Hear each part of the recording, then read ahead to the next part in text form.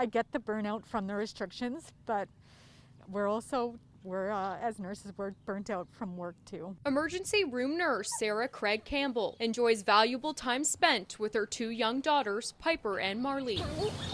When not at home, behind the walls of St. Thomas General Hospital, 36-year-old Craig Campbell is working the front lines of the pandemic in the hospital's COVID-19 unit. As an emergency room nurse, I have been acutely aware of the fragility of life and that it can be taken away at any moment.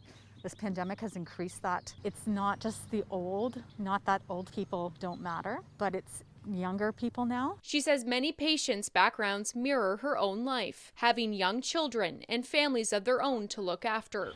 Craig Campbell says the reality of a COVID-19 hospital room shook her own. I miss my family. I have family that live out of town and I can't see them because I'm trying very hard to respect the rules. The reality of the risk is there. It's kind of scary to have to think about the fact that myself or any of my colleagues could get COVID-19 and it could turn into something very scary and serious, but we do need to plan for what could happen. A Canadian online platform called Willful helps people access wills and powers of attorney. Willful has pledged to give a free will to any healthcare worker who needs one. We heard from doctors and healthcare professionals that they were being urged to get their emergency planning documents in place. We've been offering free wills for over a year, and we've given out almost 4,000 free wills across the country, and London is actually one of our top cities.